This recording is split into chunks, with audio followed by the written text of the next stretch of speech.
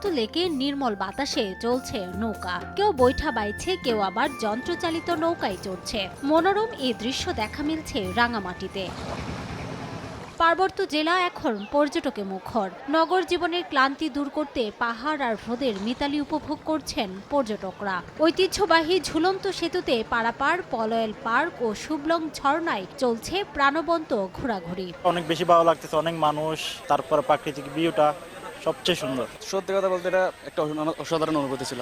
আমরা যতই বিদেশে যাই, কিন্তু আমাদের দেশের মতো সুন্দর জায়গা কোথাও নাই। রাঙামাটির যে প্রাকৃতিক সৌন্দর্য সেটা সত্যি মনোমুগ্ধকর। আমার মনে হয় প্রত্যেক মানুষের একবার হইলো প্রাকৃতিক সৌন্দর্য দেখার জন্য আসা উচিত।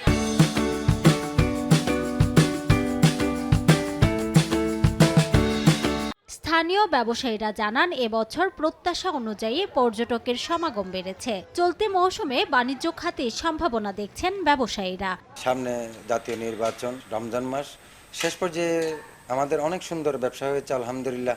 এই রাঙামাটির পরিবেশ, যারা ব্যবসা বাণিজ্য করে সবাই খুশি। আমরা আলহামদুলিল্লাহ আমরা সুন্দর ব্যবসা করেছি। রাঙামাটিতে প্রতি বছর প্রায় 5 লাখ পর্যটক বেড়াতে আসেন।